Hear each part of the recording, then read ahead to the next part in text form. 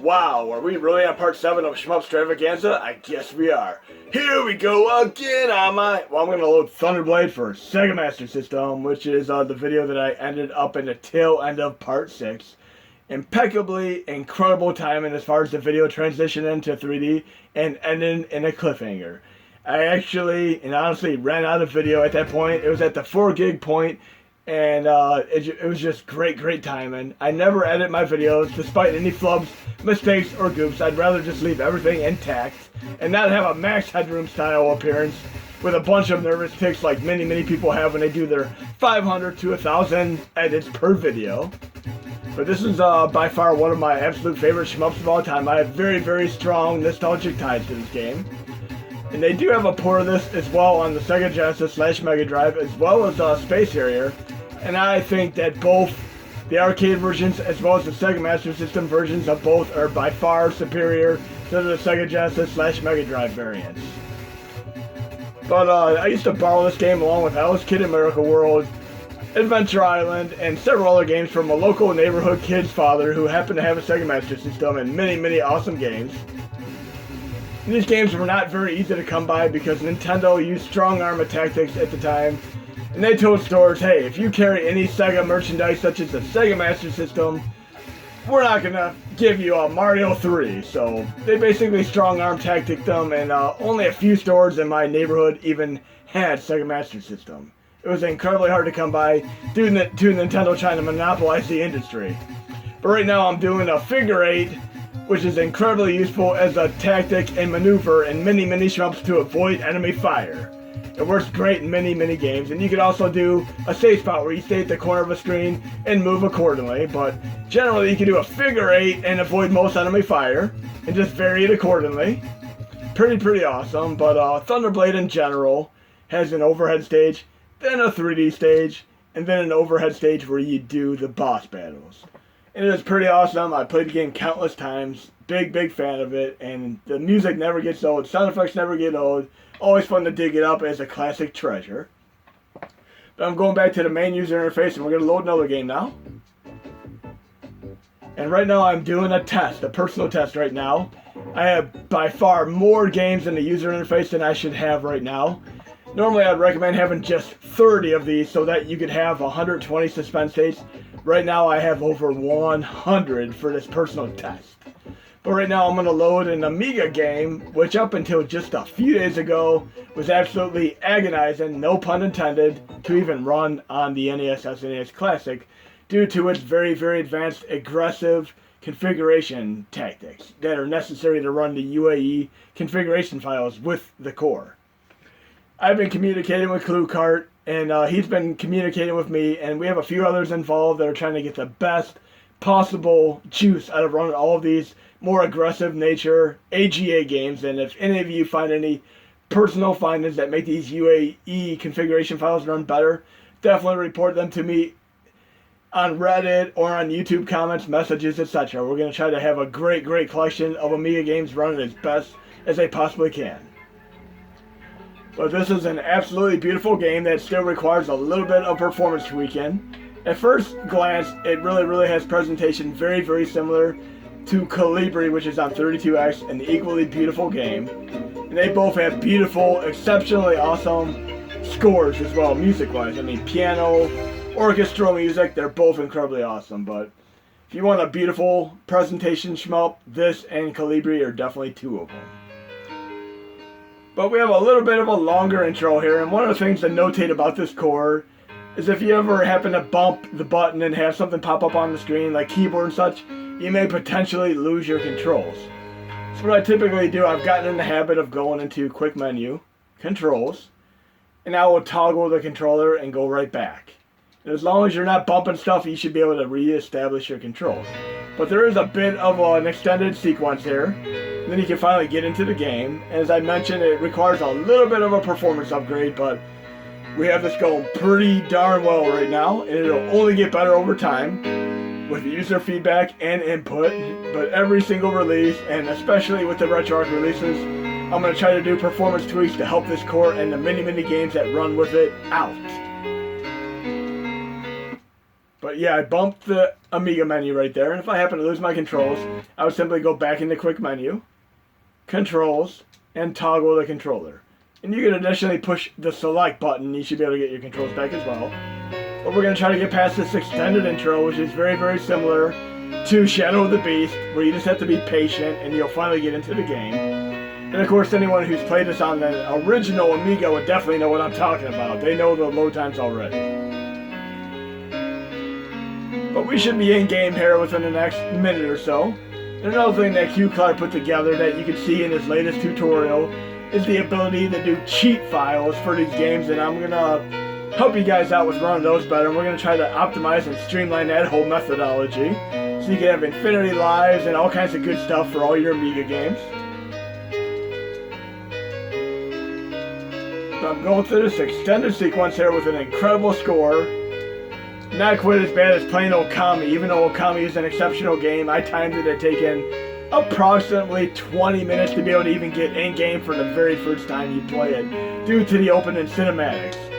And not nearly as bad as playing Metroid the Other M on the Wii, where you're really forced to watch cinema after cinema until you beat the game, then you can skip them. I really, really do like the option of skipping cinemas.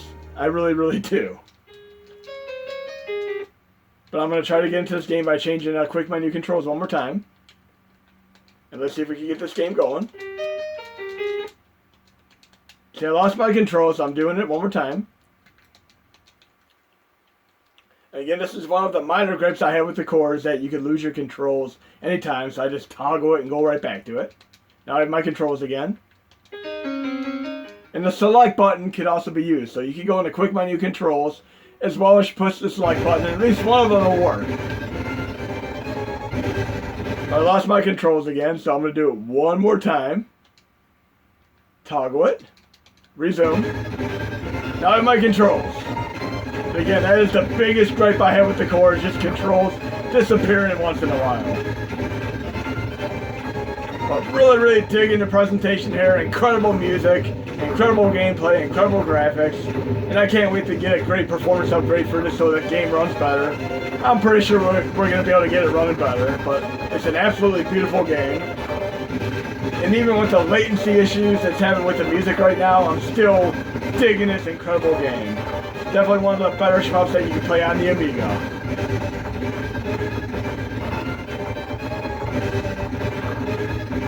I feel like with the owl here and the music, I feel like I'm in a shmup variant of the movie Clash of the Titans. It really, really fits the scene here.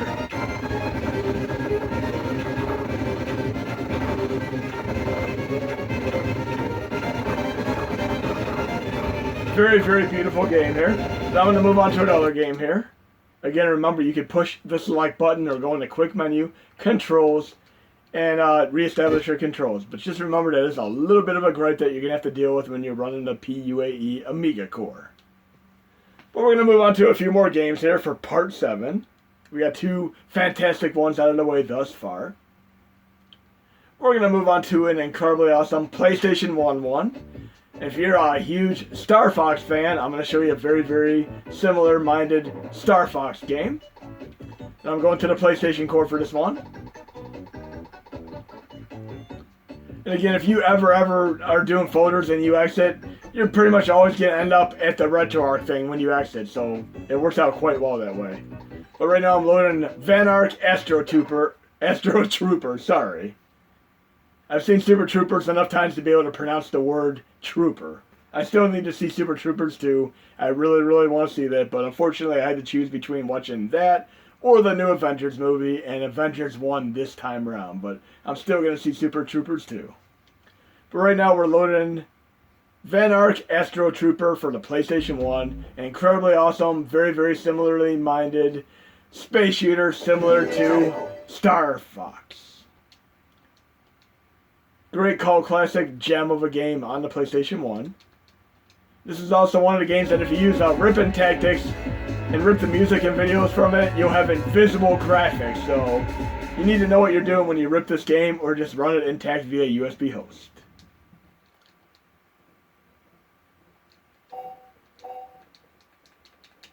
So here we go, Astro Trooper Vanarch. And when I first ripped the music and video out of this, I'm thinking, what's going on here? I was in the hangar, and I couldn't quite move around because my character was absolutely invisible. But you'll see in a moment here what I'm talking about. The part where I'm walking around, if you rip the music and video out of it using the various PS1 ripping tools that I offer in the extras PS1 tools folder, you're going to have invisible graphics, especially at this point. Let's get the show on the road here.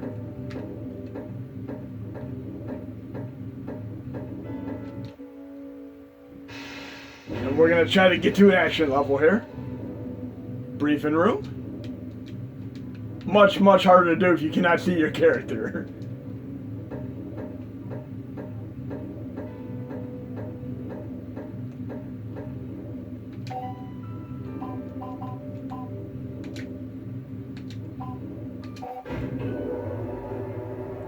Okay, see if I can remember this game. It's been a while since I played it.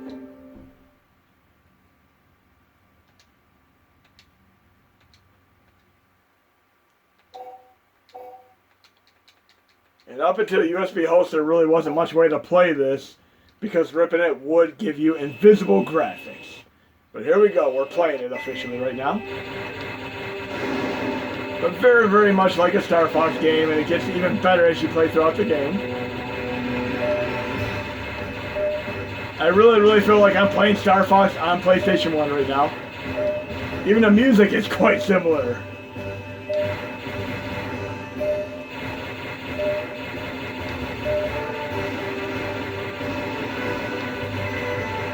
And look, I can fly through the rings unlike in Superman 64.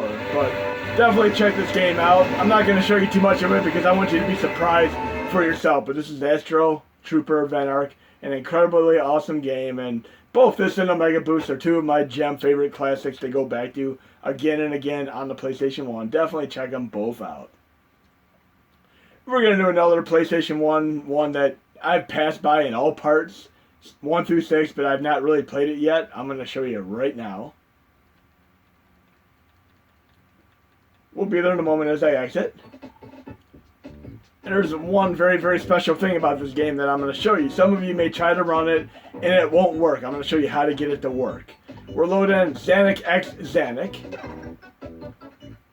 If you happen to get into a little thing where you cannot run past the memory card, I'll show you what you need to do to fix the game. But only a select few games have this issue, and the option's available if you need to use it for games like this. But we're going to get into the game first. Compile. Cannot go wrong with Compile. Now I'm going to be showing you another Compile game in this video. But if you're starting to play the game and you cannot get past the memory card, and this occurs depending on which region you're playing it on. I'm in the USA, so I generally do not have this problem with the BIOS I'm using. But if you go into the quick menu, options for the core, you're going to have these two fixes right down here. You can toggle them on depending on you have games that have issues and just run with them, but do not keep them on permanently because some games will become slower as a result. But if you run to a game such as this and you happen to need the fix on because it won't get past the memory card loading screen, just toggle them on and you're good to go. But we're loading Xanac X Xanac right now. And I'm able to play it because I have the proper option on.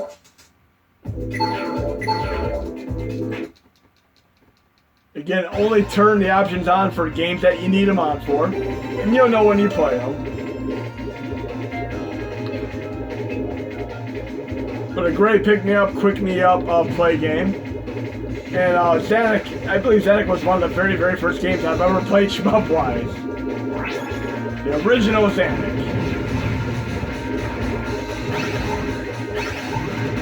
A great presentation, very colorful, great gameplay. Xanac X Xanac, and there's 2 games on here. And I'm going to move on to a few more games here before the end of this video.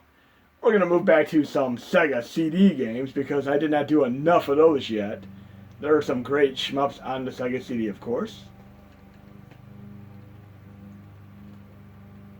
And many people talk about the Aleste series. I'm going to do an Aleste game. And the sad thing about the Aleste games is that a lot of the ones that you play do not have Aleste in the title. So you kind of have to know what you're working with. It's not like going to see Back to the Future 1, 2, or 3. These literally have different names and you never really know they're part of the series. But luckily this one has Aleste in the title. But one of the next ones I show you does not have Aleste in the title. But this is Robo Aleste for Sega CD. It is a great entry in the Aleste series.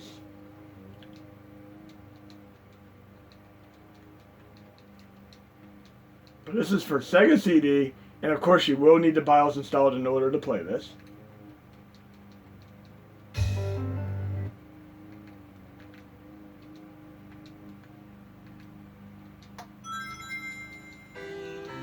But if you're playing Aleste on the Sega Master System, it is called Power Strike. It is not called Aleste, it is called Power Strike.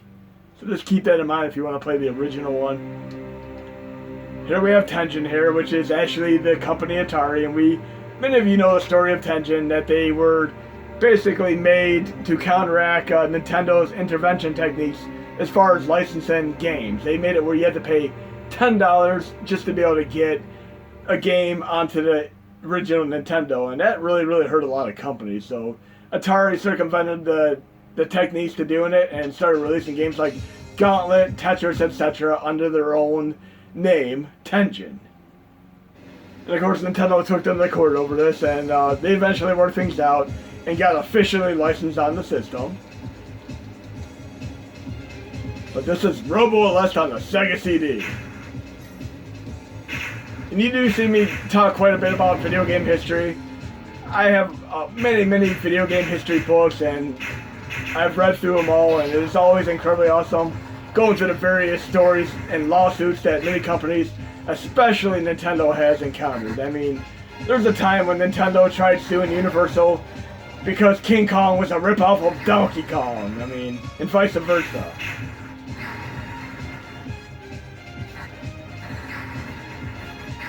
And I think I got that backwards. My memory was escaping me there.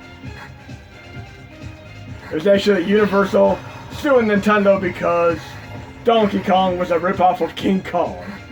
Sorry about that. Again, I never ever edit my videos. My flubs and mistakes stay intact. But this is Robo Aleste here. And I'm not the type to go onto Google every time I want to look for something. I go by memory, and if I make a little flub and somebody corrects me in my video, I will thank you.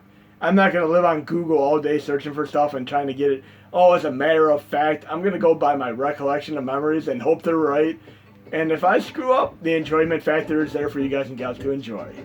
But we're going to move on to yet another Aleste game on the SNES. One that doesn't have Aleste in the title here. This one is called Space Megaforce. It is truly another game in the Aleste series. And we're running into the publisher, producer, developer problem again, where you never know which one is which when you look at the title screen, but we're going to look here and see what shows up. Trademark of Toho, licensed by Nintendo. Compile was right there. Compile was the true developer, as far as I could tell. And we're going to be doing another Compile game in this video. But yet another great entry in the Aleste series. And again, you really have to know what you're working with here in order to know all the games in the series. Otherwise, you're going to be looking for Aleste and not find many of them. You're going to be missing Power Strike and you're going to be missing Space Megaforce for sure. A great Super Nintendo game called Space Megaforce and definitely part of the Aleste series. And Super Nintendo luckily has many great shmup games.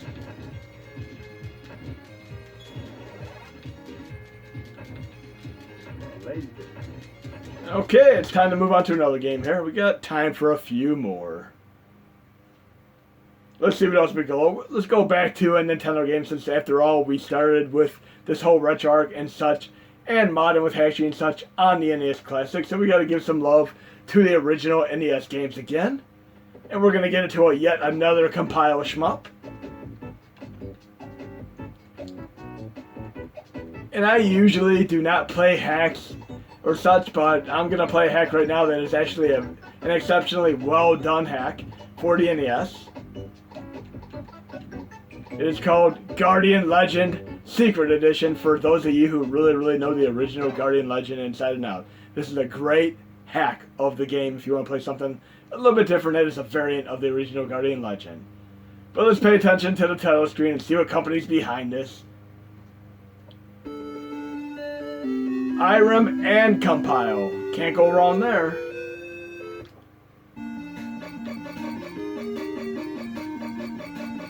But I'm very surprised that not one single person ever mentioned Guardian Legend in any of the past 6 SHMUP videos. But here we go. We're playing Guardian Legend, which is arguably one of the most popular SHMUPs on the NES. If you ever read the Nintendo Power, it was almost always in the top 5 for quite some time, then it stayed in the top 20. But it's been in the Nintendo top 30 for many years over time. This is great because not only does it have the overhead shmup levels, it also has overhead levels a little bit like Blaster Master, which is pretty awesome. But a great shmup game, also incredibly difficult. Very first time I rented this along with Castlevania and Mike Tyson's Punch-Out, I got my butt kicked and really couldn't get too far. There we go, right there. I screwed up already, but definitely check out Guardian Legend as well as the hack. Great game. I love the overhead stages, and I love the overhead adventure style level stages as well. We're going to do another NES shmup right now. Another one that is easily missed along games like Gradius and R-Type and such. A lesser known but incredibly awesome gem in its own right. We're playing Gunnick.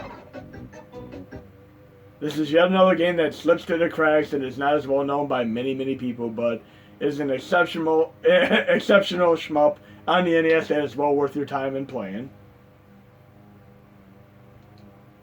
Nextsoft makes some good games there. Programmed by Compile, presented by Nextsoft. So again, Compile's behind yet another game. I happen to just be running to a bunch of Compile games in this video. So it looks like this is not even just part shmup. It's not even part 7 of SHMUP Stravaganza. It is literally Compile SHMUP Stravaganza at this point. So we have Irem, we have Title, we have Data East, now we have Compile. Compile is putting out an exceptional catalog of shmup games.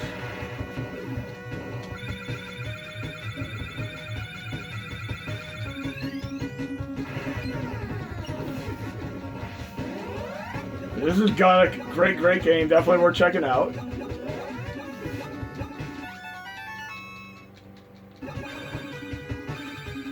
But we have a few more minutes and we're going to have to try a few more shmup games here.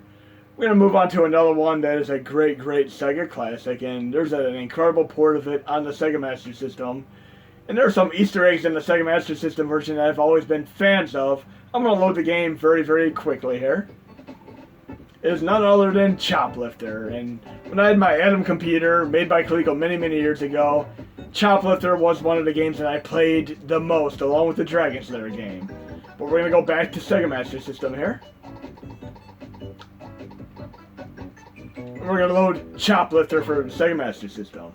And what really made this cool, and what really made a lot of Sega games cool, is that they sometimes had unofficial Easter egg presentations. Like in this game in particular, you have to rescue hostages, get them back to your base safely, but you have appearances by Jaws, E.T., and Superman in this game, and I'm pretty darn sure that they did not get permission to have them in the game, but they're in the game if you get throughout the levels. Great music, great gameplay.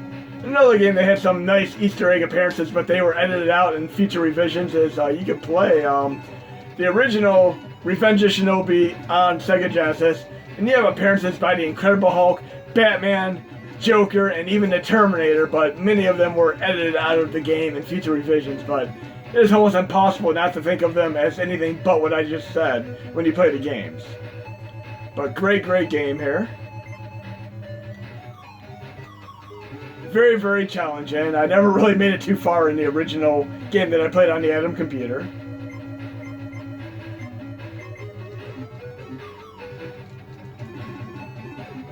And the idea is to rescue the people and take them back to the home base without getting destroyed or any of them dying. And throughout the course of the levels in the game, you'll see Superman, E.T., and Jaws, which, as I said, I am pretty sure they were not licensed. They just happen to be in there as little Easter eggs that the developers happen to throw into the game, and I'm fine with that.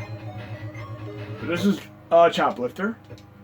And if you happen to run Choplifter, E-SWAT, or Michael Jackson's Moonwalker on the arcade cores, I'd recommend running the bootleg versions as they run more optimally than the parent versions. But that was Choplifter for Sega Master System, yet another great arcade port.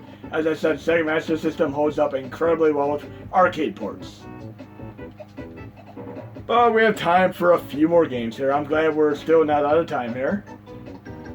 We have, let's see what else we have here. We're going to go to the PC Engine here. We're going to play Galaga 90 on the PC Engine. I'm a big fan of the original Galaga, but it had one thing going for it. It had a static level that always stayed the same, just like Space Invaders. But this does something that is a really incredibly cool gimmick, and they later added to this in the Namco collections that they put on PSP and such.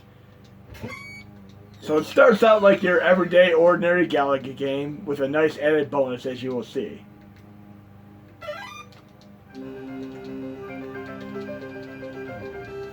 Now, you played Life Force, and you know how you have your scrolling horizontal and vertical levels, but you play a game like Space Invaders, you're stuck on one static screen that doesn't change.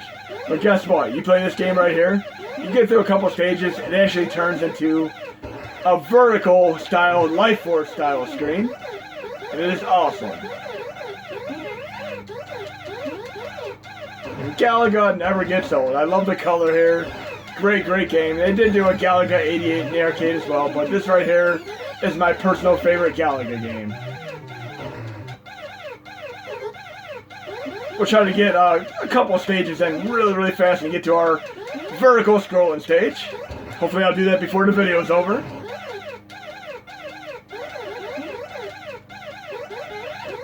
I need more shooting power here. There are a couple cool Easter eggs going on with this game. Let's see if I can enact one of them throughout the course of this video here.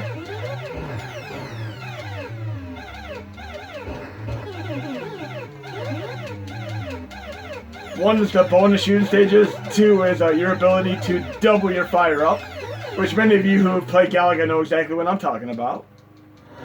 Where you let your ship get captured, and then you shoot it, and then you're able... Here we go. Don't shoot at all. I'm going to stay here and not shoot whatsoever. So you can either shoot every enemy, or you can shoot no enemies, and you'll get a nice bonus either way. But I'm not shooting a single enemy here, and watch what happens when the time runs out. That music sounds quite a bit like the underwater Mario stage. Very, very interesting. I'm kind of wondering if that is some classical score that goes way back in time. Secret bonus, 10,000 points by not shooting a single enemy. How nice is that? But one of many, many Easter eggs that you'll encounter in many different games.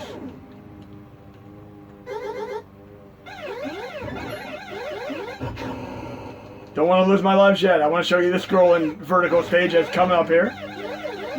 And it surprised me the very, very first time I ever seen it. Definitely got to hold on to my lives here so I can show you this. So I'm at a point where I have to have a little bit of skill here and not lose my last life.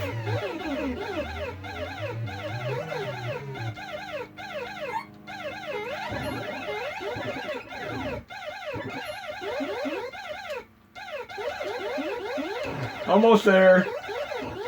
Very, very fun game though. Definitely check out Galaga 90 for the PC Engine. We're almost to the scrolling stage.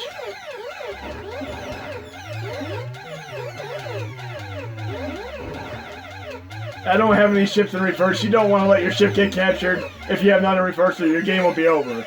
So right there, I'd actually intentionally let that capture my ship if I had an additional life in reserve, but that's not a good idea right now with no lives in reserve.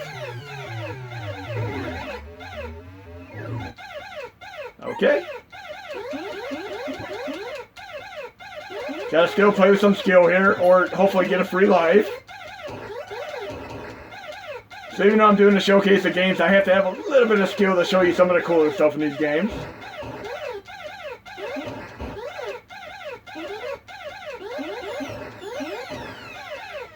But as I mentioned, I was very, very thoroughly surprised the very first time I've ever experienced the vertical scrolling stage. I found it incredibly awesome. And much, much later on when I had the PSP Namco Classics with Galaga on it, the remix, it was awesome. This time I'm going to try to shoot them all and see if I can. I guess not. I failed already. But we're almost to the tail end of this video, so we should be able to see the vertical scrolling stage and hopefully not have yet another cliffhanger like we did in my part 6 with the Thunderblade.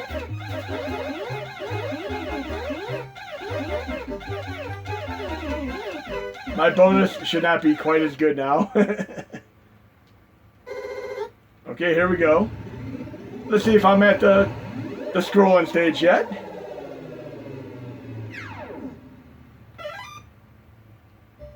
Here we go. We're in the scrolling stage and I find this incredibly awesome. More like Life Force. This is awesome and a great end to part 7.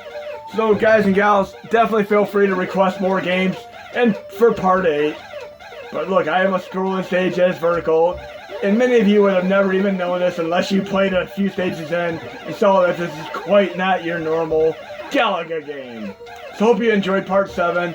There'll be more to come. And we have this part right here, ending in the boss battle. But I'm going to exit the video now and hope you enjoyed the video.